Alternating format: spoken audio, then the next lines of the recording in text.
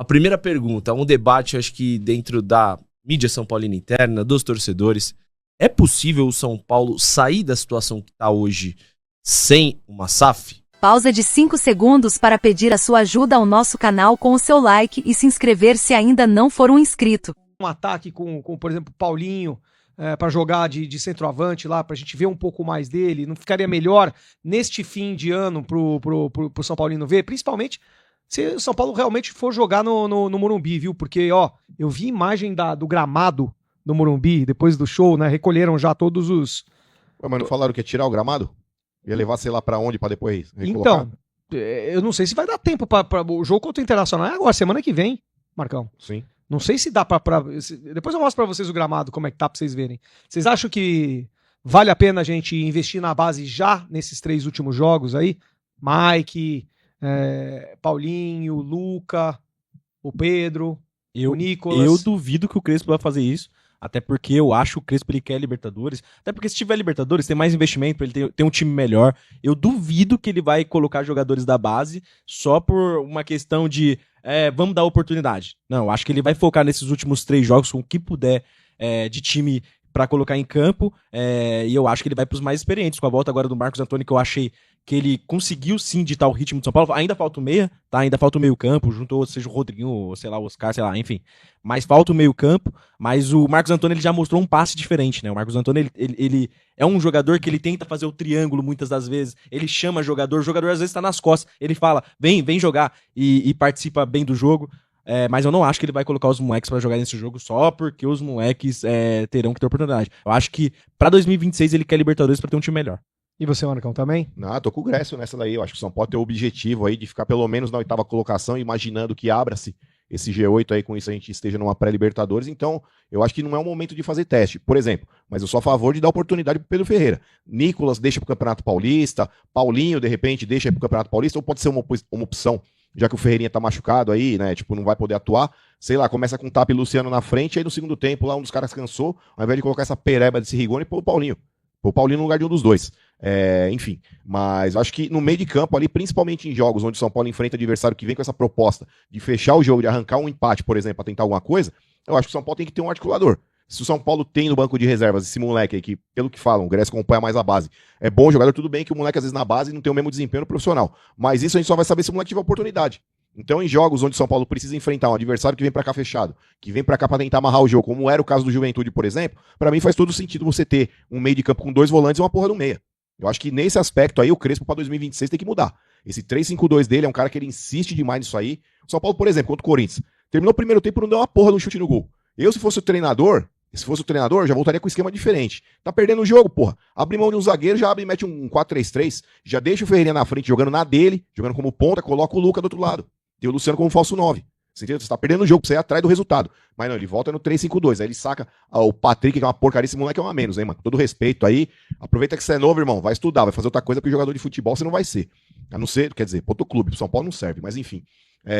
Tira o Patrick, coloca o Ferreirinha na dele e coloca o Tapa. O moleque vai, entra, faz o gol, tudo bem. Mas achamos o gol numa bola parada. Você entendeu? Não é que construiu a jogar taticamente, mudou. Não mudou porra nenhuma. Sério que bateu escanteio, o Tapa fez o gol de cabeça. Entendeu? Então acho que pra 2026 também o Crespo tem que ter um repertório um pouco maior. Vai tá perdendo o jogo, vai pegar um adversário fechado, tem que ter maneiras de jogar. Ah, mas hoje tem um monte de lesão. Tem, mas dentro das possibilidades que ele tinha contra o Corinthians dá pra ter mudado. Por isso que eu tô falando, mete uma porra de um 4-3-3 bacana. Abre o jogo, mete Ferreirinha de um lado, jogada individual, velocidade. Do outro lado, Luca, jogada individual, velocidade. E aí vão pra dentro dos caras. E o que acontece? Acho que colocar a culpa também só em cima de lesão, tudo bem, tem lesão. Diminui as possibilidades do repertório, tudo bem, mas dentro daquilo que você tem à disposição ainda dá pra mudar alguma coisa, mas vamos ver. O Gilmar Lima aí tá falando, não poderíamos ter tomado sufoco diante do fraquíssimo Juventude, concordo também. O Debiturama tá dando tá mandando um bora pra nós. O Gabriel SPFC mandando boa noite. O Gerson Dutra, saudações tricolores. O Jackson Mendo, Sabino sempre foi horrível, me impressionava alguém dizer que ele era bom. Ih, Grécio, ó, alfinetada em você, Grécio. Não vai falar não. Não vai falar não. Que é zagueiro canhoto. O Jackson tá falando com você mesmo. Só não botou lá o @Grécio lá, mas é você. O Félix Nascimento falou que foi buscar os 3 pontos lá na Vilela Belmiro. Jogo difícil de assistir, Bobadilha e Luca foram bem, mas o que vale são os 3 pontos. Também concordo, o que vale são os 3 pontos sempre em Campeonato Brasileiro. Ó, eu podia xingar 39 38 rodadas, se tivesse 1-0, pra mim tava tudo certo. O Arlindo José tá mandando um tamo junto aí pra gente. O Aloísio 2761, boa noite. O Cebolinha e o Hulk serão contratados, só que ele não falou Hulk, ele falou Hulk. Eu não sei se ele tá falando do Luciano Huck, né? Putz. Pra ser contratado pra jogar, mas tá lá, Hulk, Cebolinha e o Hulk serão contratados? Não serão contratados não, Aloísio. O Mega Takeuchi falando, o melhor a se fazer no caso do São Paulo ano que vem será arriscar em 10 jogadores que ganham 200 mil por mês, ao invés de 2 de 1 milhão que pode se lesionar e a temporada ir pro ralo. O que você acha disso, Marcão? Você prefere 10 ganhando 200 mil do que 2 ganhando 2 milhões? Na realidade, eu acho que quando você paga 2 milhões, não necessariamente está trazendo um craque. Hoje em dia, qualquer pereba aí pede 1 milhão para vir para jogar em clube grande. Né? Você tem aí alguns jogadores que no São Paulo pediram 800 conto, depois vai jogar nos Criciúma, lá, o tal do Cheddar, lá, o tal do Éder, pediu, sei lá, 50 mil reais. Então, quando a proposta vem de um clube grande, aí geralmente é inflacionado. Mas ainda assim eu deposito confiança aí que o São Paulo possa trazer, por exemplo, o Tapia. Pode trazer, de repente, outros jogadores que não vieram com tanto status de resolver. O Marcos Antônio, por exemplo, e estão resolvendo. Né, o Tapia, com toda a questão aí, a limitação técnica que ele tem, é um cara que ele se doa, marca seus gols ali, contribui do jeito que ele pode. O Marcos Antônio, pra mim, foi a melhor contratação que o São Paulo fez no ano. Né? Tipo, é um cara que demorou um pouquinho pra engrenar, mas agora realmente ali tá tomando conta do meio de campo. Então, às vezes, não necessariamente você vai gastar muito dinheiro pra trazer um cara que vai dar certo. Mesmo porque é que nem eu falo, tem 50% de chance de dar certo, 50% de chance de dar errado. Tudo bem que você fala, mas às vezes, tipo, você traz A ou B ali, você já tem aquele histórico do cara não conseguir se adaptar. Mas tem a questão de família, às vezes você traz um cara da Argentina pra cá, o cara larga a família lá, a mulher não quer vir, ou vem pra cá e aí sente saudade, a criança, o filho do cara sente saudade dos amiguinhos da escola, sabe? Tipo, tem todo um contexto por trás ali que às vezes dificulta a adaptação de determinados jogadores, mas enfim. O Gilmar Lima tá perguntando aí, acho que o Grécio pode responder. Cadê o Matheus Belém? Será que ele é pior que o Sabino? Não sei se eu daria essa pergunta pra você, Grécio. Mas você sabe onde tá o Matheus Belém? Matheus Belém tá treinando, né? Tá treinando separado no São Paulo. Ele tá tentando sair do São Paulo, tentar outro clube. Só que o São Paulo ainda não abriu mão. Se chegar a proposta alguma coisa, pode ser que saia. Mas enfim, o Matheus Belém, desde a base, ele nunca foi um grande jogador. Como tem muitos na base que não são grandes jogadores. São jogadores ok, né? Mas enfim, ele tá treinando separado e provavelmente ele vai sair do São Paulo, tá? Provavelmente ele tá tentando a saída junto com seus representantes. O Luiz Felipe Gonçalves Facho falou, ele afirmou, Crespo é muito fraco. O time não apresenta nenhuma melhora. É verdade, gente? O Crespo, vocês acham que nessa temporada a gente consegue falar do Crespo por conta das lesões? Você deu já uma criticada no Crespo agora, falando que poderia botar um meio-campista criativo, aí não pode ficar com 3 volantes. Mas vocês acham que é exatamente o Crespo o culpado desse segundo semestre, da gente não decolar? Eu não acho que o Crespo ele seja fraco. Para mim é um treinador mediano, mas que falta repertório, sem dúvida nenhuma. Na questão tática, por exemplo, ele começa no 3-5-2 e morre no 3-5-2. Né? Dificilmente você vê o Crespo mudar um esquema, tentar alguma alternativa. Aquele jogo contra o Atlético Nacional, que nós ganhamos nos pênaltis aqui no Morumbi, o jogador do Atlético Nacional, no gol de empate dos caras, é expulso. Naquele momento, se você tem um treinador que tem um pouco mais de audácia, já mudava o esquema na hora. Ele insistiu com o 3-5-2, foi meter mais um atacante de beirada lá no final, faltando 5 minutos. Então acho que aproveitar a atmosfera daquele momento onde o cara foi expulso, irmão, você tem que amassar. Você tá jogando num jogo de Libertadores pra 50 e tantas mil pessoas, você vai ficar um cara de paisagem. Então é isso que me incomoda às vezes no Crespo. Acho que em determinados jogos, contra o Corinthians, por exemplo, lá que nem eu te falei, você termina a porra de um clássico no primeiro tempo não dando um chute no gol contra aquele catado, velho. Tá de brincadeira. Então... O Fernando Diniz, né, que tá indo muito mal no Vasco, né? Vocês já viram o meme do Fernando Diniz, né? Começa muito bem, sim, faz aquela sequência, briga com alguém, faz alguma maluquice e depois cai no final do campeonato, né? Final da temporada. Com o Fernando Diniz não tinha essa, né? A gente perdia porque ele era ousado, não porque ele era muito conservador.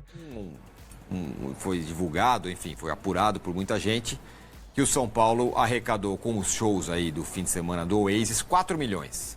E que a empresa que cuida lá dos shows vai replantar lá a grama no Morumbi. Essa então seria a notícia boa. Só que ao mesmo tempo é a notícia ruim. Não vai ter jogo no Morumbi, não senhor. Vai ser na Vila Belmiro. Então, portanto, o São Paulo de fato não joga mais em casa nesse ano. Com um adendo, um asterisco, o Arnaldo. Estava programado um protesto nesse jogo no Morumbi, que não vai ter mais. Pelo menos o jogo, o protesto eu não sei. Só uma coisa, doutor Arnaldo, falar. Ainda a CBF está marcado Cícero Pompeu de Toledo, tá? Porque tinha feito alteração. A informação e aí a apuração é pela manhã é essa, não é ainda no site da CBF, tá? Bom, vamos começar por essa ressalva. O São Paulo, há poucos dias, pediu, junto à CBF, a marcação do jogo no Morumbi, sem saber como estaria o campo depois de 4 bandas se apresentarem. A notícia, temos que dar o crédito dessa reviravolta. A primeira pessoa da notícia foi o André Hernando, nosso companheiro da ESPN, dizendo que depois, só ver as imagens, acho que a gente não tem, né? Eu pedi pro Tirone ontem, ele foi no show lá, pisou no campo, eu falei, tem condição? Estava na arquibancada. Eu quero saber a primeira pessoa que for tirar a placa, se o Casares vai tirar a placa, como é que vai estar? O campo está impraticável, metade dele está impraticável, foram 4 shows, 4 bandas, mais de 4 shows. Praticamente um mês com o campo coberto, sendo pisoteado e judiado. E aí, a notícia apurada pelo André Hernan, que depois da desmontagem do palco já chegou à conclusão que seria, mesmo que a empresa faça o replantio, que troque o gramado inteiro, são 7 dias. O São Paulo joga em casa daqui a 7 dias.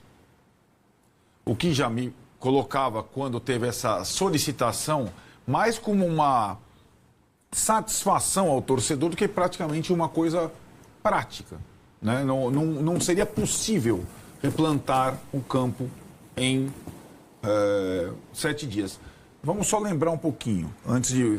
Quando a gente saiu do Morumbi, São Paulo 2, Bahia 0, foi aquele dia que eu falei que o vendedor de água veio falar pra gente Feliz Natal. Feliz Natal. Faltavam 4 jogos para o São Paulo como mandante. E eu falei para você, o São Paulo não vai jogar mais em casa. No dia do jogo contra o Bahia.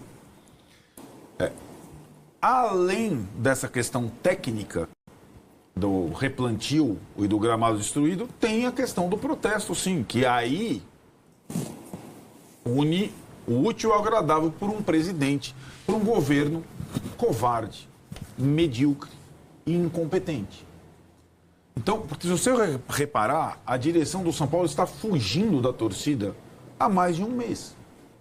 E essa é uma forma de você fugir da torcida. Pergunta se o Casares vai à Vila Belmiro ou foi uma vez a Vila Belmiro. Não foi. Então essa é uma coisa. Esse ato final desse ano de não jogar em casa, e é o único dos 20 clubes que não está jogando, e esse acordo que rende ao São Paulo, quanto? 4 milhões por show? Que é um dinheiro da uma pessoa, onde quer que esteja, me permita, que é dinheiro de pinga, que não dá uma arrecadação de um jogo, 4 milhões de reais, num jogo grande, dinheiro de pinga, de um acordo que só é possível por um clube que tem campo sintético ou de piso de plástico, que é o São Paulo azucrina tanto o Palmeiras, e fez o mesmo modelo de contrato com a mesma empresa que gera, só que ele não tem piso de plástico, graças a Deus, no seu estádio. E é uma das bandeiras para isso. Então, ou você tem a quantidade de shows que o São Paulo programou para o seu estádio, ou você tem jogo com piso natural. Está claro. A empresa se responsabilizar pelo replantio já estava no contrato, só que é quando acaba a temporada, certo? Não tem grama, nem gado passa no Morumbi hoje. Não tem nem pasto para comer. Nem o Barão, o cavalo do Massini, comeria o campo pisoteado pelo Oasis. Né? Então, esse desleixo, o governo do Casares acabou um ano antes. Agora o que a gente vai perceber, faltando um ano antes, é como vai ser se ele primeiro vai conseguir completar o mandato. Essa é a primeira questão, é uma dúvida que eu tenho. Segunda, qual o nível de protesto que vai vir daqui para frente? Porque o torcedor do São Paulo, seja organizado ou não, ele não vai ficar mais 13 meses nessa situação. O time sendo tirado do seu convívio, certo? E, obviamente, com essas decisões, ele, Casares e seu governo, eles mostram que eles não estão preocupados minimamente com qualquer objetivo esportivo na temporada, como não estiveram. Tanto que, faltando 4 jogos como mandante, se você ganha os 4, você vai à Libertadores. Né? Só que você não tem campo para jogar. E Se ele for a pré-Libertadores, se herdar a 8ª vaga, já tem show para os dias da pré-Libertadores. Né? Então, essa circunstância ela vai deixando ingovernável o São Paulo. E nós vamos ver aonde isso vai parar. O reflexo imediato é o torcedor se distanciar, se revoltar, mas eu chamo a atenção para você desde o início nas palavras do treinador do São Paulo. Ele, se continuar nesse estado de coisa, ele vai largar. Ele vai largar. E qualquer pessoa séria do time de futebol do São Paulo larga. Jogador larga. Treinador larga. Massagista larga. Porque isso não existe o que está acontecendo. E a gente tá... Cara, meu pai tá doido aqui falando comigo. Vou até dar um respiro pra você aí, porque somos São Paulinos. E o São Paulo, a gente sabe que está afundado em dívidas. Esse, de fato, está afundado em dívidas. A primeira pergunta, um debate, acho que dentro da mídia São Paulina interna, dos torcedores. É possível o São Paulo sair da situação que está hoje sem uma SAF? Sim. Que é uma dívida de curto prazo, basicamente de juros bancários altíssimos. Sim, tem problemas. Tem problemas graves. Mas é possível sair porque o São Paulo tem muita capacidade de arrecadação. Entendeu? Essa é a grande diferença quando a gente fala dos 4 clubes. Flamengo, Corinthians, Palmeiras, São Paulo, em comparação aos outros. Eu nunca coloco na mesma régua. Na verdade, não é que eu não coloco na mesma régua. Eu tenho que usar a mesma régua para todos, mas eu nunca coloco no mesmo grupo, entendeu? Sim. Porque Vasco, Botafogo, Cruzeiro são clubes que estavam com pouca arrecadação. Eles não tinham dinheiro entrando. E aí você não tinha o que fazer senão buscar um dinheiro de alguém lá fora. Sim. Né? Fora desse sistema. O São Paulo não. O São Paulo ele não acompanhou Flamengo e Palmeiras no faturamento, mas ele descolou de quem está atrás. Porque ele tem lá seu faturamento de 700, 800 milhões de reais por ano. Se gastar bem, gastar menos, fizer uma sobra de caixa, pagar dívida, eu acho que é parecido com o Corinthians no sentido de que em 5, 6 anos de boa administração dá para resolver em definitivo e no meio do caminho reperfilando a dívida bancária, achando maneiras de reduzir ela. Cara, o São Paulo tem solução. Ele não está numa situação catastrófica como outros clubes brasileiros já estiveram ou ainda estão. De 2023 para 2024 para cá, a gente teve um aumento de 300 milhões no último balanço financeiro, né? É um absurdo o tanto de endividamento que o São Paulo teve. E eu até fui estudar um pouco, minimamente que eu sei, mas fui tentar entender o porquê do balanço. E o balanço nos leva a crer que, de fato, o São Paulo não vendeu jogadores para conseguir cobrir. Mas não foi bem isso. O São Paulo gastou muito em outras questões para ter um déficit num ano de 300 milhões. Né? Esse ano o Casares está prometendo que vai ter até superávit. Tenho minhas dúvidas. Mas o São Paulo, se não bater 1 bilhão, vai tá na casa dos 900 milhões. E aí, como fazer esse rearranjo financeiro para o São Paulo realmente conseguir voltar aos trilhos? Porque é importante a torcida entender que na visão do que o clube está tentando passar, é porque não vendeu jogadores. Esse ano vendeu jogadores a rodo e fecha num superávit que de fato não faz o menor sentido, porque você pegou mais dívida de juros bancários. Foram 2 empréstimos de 50 milhões. O São Paulo ganhou a Copa do Brasil em 2022. 3. Então, 2023 é o ano que o São Paulo, com o Júlio Casares, mexendo em estatuto para permanência dele por mais tempo, o São Paulo gasta mais do que pode, mas ele tem resultado esportivo. Ele ganha a Copa do Brasil. E isso resgata um pouco da autoestima do torcedor, né? Felicidade, premiação. E aí as pessoas, elas se enganaram, e eu acho que isso aconteceu tanto da porta para fora quanto da porta para dentro, elas se enganaram com o impacto positivo que a Copa do Brasil ou que um título como a Copa do Brasil causa. Porque traz muita premiação, a premiação da Copa do Brasil é muito alta, só que da premiação você já pega uma grande parte e você repassa para o elenco como bicho, como um pagamento variável. Então já tira ali. Aí depois você tem imposto. Aí depois o que sobrar, você vai colocar nas contas do clube e não vai fazer grande diferença. Essa conta ela não fechou da Copa do Brasil. Assim como a conta do Fluminense com a Libertadores também não fechou. pelos mesmos motivos, porque a premiação é muito alta, mas ela se divide com o elenco, infla a folha, tem imposto, tem coisas para se deduzir, e o que sobra para o clube não é o suficiente para mudar a realidade, né? Mas, e aí eu acho que é uma culpa, não vou dizer nossa, porque eu estou alertando isso há um bom tempo, mas é uma culpa da imprensa, é que quando se fala de competições como essas, Copa do Brasil e Libertadores, dá muito clique falar de premiação. Não, a premiação é de 90 milhões, a premiação é de 100 milhões, o tal clube já embolsou 100 milhões. Aí quando o torcedor vê isso, ele entende o quê? Não, 100 milhões entraram livres no caixa, então se tinha 100 milhões em dívida, ele vai bater essa dívida. Ou então ele vai pagar aquele jogador que ele comprou, entendeu? Cara, não é assim. Não é assim, a conta ela é mais difícil.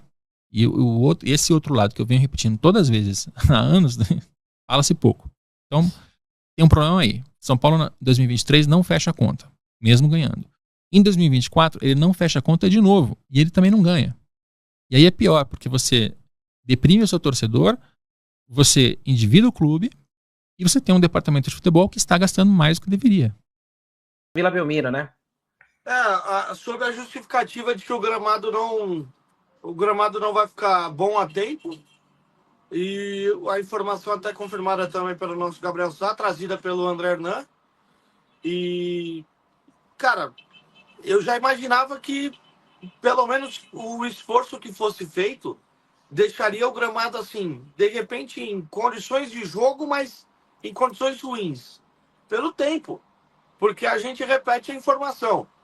O gramado ele foi retirado antes de colocar a estrutura do show. Todos aqueles tapumes que são colocados lá, enfim. Eu não sei qual que é o material, acho que é um plástico bem duro que é colocado ali no chão, né? O Chacon foi no show, inclusive. Viu como o pessoal fala que é como se fosse um tablado, né? Mas não chega a ser um tablado elevado, é aquele de plástico. Mas ainda assim eles colocam uma camada ainda não resolve muita coisa, né? Porque é muita gente pisando no gramado por muito tempo, pulando, né? Então acaba queimando o gramado, né? E aí ele fica inútil, não tem como recuperar naturalmente, tem que trocar o gramado. E aí o gramado ele foi retirado, parte dele foi levado para o CT da Barra Funda, parte dele foi levado para a Cotia e depois seria feito o replantio. Mas para poder fazer esse replantio, o tempo que demora é grande, e não ficaria nas condições que a gente está acostumado a ver, né, o gramado do Morumbi. Então, a gente já sabia que ia ser difícil essa logística. Ia ter que ser, inclusive, um trabalho intenso para quem cuida, para quem ajuda os funcionários do São Paulo no geral. Né? E eu acho que também tem a ver, tá, com a informação que saiu ontem dos protestos que estavam sendo preparados. Acho que tem total a ver. Conhecendo a diretoria do São Paulo, eu acho que tem total a ver com os protestos que estavam marcados, né? A despedida do ano. O pensamento, acredito eu, que seja agora mais do que a importância da força do torcedor para uma luta por Libertadores ou pré-Libertadores. Acho que os caras já entenderam o tom lá na Vila Belmiro no final de semana. Que teve protesto contra o Casares com o time entrando em campo, teve protesto no intervalo e teve protesto no final do jogo. Acho que eles entenderam o tom que a torcida chegaria para esse jogo. A gente lamenta, né? Além do fato de ter que descer a serra, a questão logística para a gente que é da capital, é a questão de não jogar no estádio de São Paulo mais uma vez. A gente achou que pudesse ver uma nova despedida, mas acabou ficando mesmo contra o Bahia do Rogério Ceni. Eu acho que, assim, eu até vi uma foto do gramado, né, de como que ficou depois. Ele ficou queimado, tem algumas áreas ali que estão mais afetadas, mas eu acho que era até possível jogar. Eu acho que tem muito mais a ver com protesto, Chacon, como o Kaique falou, porque, assim, na Vila tinha menos gente, né, eu tava lá domingo, é um estádio menor, você faz mais barulho, é mais fácil de ouvir. Só que, assim, me pareceu que os gritos contra a diretoria foram mais efusivos do que no Morumbi, muitas vezes, né? Inclusive até com uma parte da organizada gritando ali e tal. E aí mal saiu esse lance aí de falarem que vão ter protestos e tal. Os caras, opa, não, o gramado tá ruim, não vai rolar, galera, vamos pra Vila de novo. E agora o negócio é ir pra Vila e criticar também, cara. Não dá pra não fazer nada, né? Mas fica mais distante, né? Então fica mais cômodo para a diretoria, né? Assim, Eu não sou especialista em gramado, não posso concluir que é por conta do medo dos protestos. Não posso falar, estaria pronto a tempo. Não sou especialista em gramado. Não posso tomar isso como uma verdade sem consultar pessoas que são especialistas nesse assunto. Mas o modus operandi dessa diretoria me leva a crer que foi, sim, por medo. Medo. É uma diretoria que tem medo. Uma diretoria, sim. Umas figuras mais do que outras, tá? Tem figuras ali que você pode gostar, pode não gostar e tá tudo certo, mas tem menos medo. Ou não tem medo. E aí são opiniões e tá tudo certo. Mas a quem rege a diretoria, eu vejo muito medo. Medo de afetar o próprio ego. Medo de machucar o coração a não ser amado. Quem seu time vai contratar para 2026? Eu aposto que nessas últimas semanas você chegou a se fazer essa pergunta. Até porque a temporada no futebol brasileiro tá acabando. Eu selecionei que estão jogando fora do Brasil e podem voltar para o Brasil para 2026. Jogadores que têm chances reais de atuarem por aqui mais uma vez. E o seu time não pode deixar essas oportunidades passarem. Vem jogador Luiz Guilherme. Para mim, esse aqui, de toda a lista, é um dos nomes assim que eu mais considero como uma oportunidade mesmo. Porque é um jogador de muita qualidade, eu vejo com muito potencial e ele não está sendo aproveitado no seu time atual. Esse cara, até pela idade dele, ter só 19 anos, precisa estar jogando. E no Brasil, ele voa em muitos times, tenho certeza. Esse jogador é o Luiz Guilherme. O Luiz Guilherme, ele é um meia que surgiu na base do Palmeiras como grande promessa. Na base, ele era a dupla do Endrick, então ele era o meia, ele que armava, o Endrick era o finalizador. Ele chegou no profissional também com grandes credenciais, só que no profissional do Palmeiras mesmo, ele nunca jogou de fato na posição dele. Quando o Abel o colocava em campo, colocava ele por muitas vezes como um ponta, pela direita. E não é ali exatamente onde ele foi formado na base. Mesmo assim, o Palmeiras conseguiu uma baita venda com o Luiz Guilherme, vendeu ele para o West Ham da Inglaterra por 30 milhões de euros, só que ele mal tá jogando no futebol inglês. Na temporada passada, que foi sua temporada de estreia, jogou pouquíssimo, e nessa nova temporada não tem sido diferente. Tem só 3 jogos até então, sempre entrando no finalzinho das partidas. Esse jogador aqui, com a qualidade que eu vejo que ele tem, algum time do Brasil dando uma chance para ele e o contratando por empréstimo, pode ser um baita de um acerto. O Botafogo há alguns meses esteve de olho nele e faz bem em estar de olho nesse cara. Ele tem muito potencial. É que aquilo, como que ele vai desenvolver se ele não tá conseguindo jogar? Número 5, John Arias. Essa lista aqui não é composta apenas por jogadores brasileiros. Temos, de certa forma, um invasor que é John Arias, meio atacante que esteve no Fluminense nos últimos anos, jogando sempre muita bola, um cara que marca gols, dá assistências, tem um físico privilegiado, ele é muito rápido e ao mesmo tempo muito inteligente. Para mim foi um dos melhores jogadores da última Copa do Mundo de Clubes. Enfim, ele quis realizar o sonho dele de sair do futebol brasileiro para jogar numa grande liga da Europa e acabou sendo vendido para o Wolverhampton na Inglaterra. Só que até o momento, essa passagem dele pela Europa tem sido frustrante. Por isso que eu digo que ele é uma oportunidade de mercado para 2026. Porque o que acontece? Ele chegou no Wolverhampton, jogou 12 jogos até o momento, não marcou nenhum gol, não deu nenhuma assistência e ainda por cima tá vendo o time passar por uma fase extremamente turbulenta. No momento em que eu tô gravando esse vídeo, o Wolverhampton é o último colocado na Premier League com apenas 2 pontos conquistados. Eles não venceram nenhuma partida ainda.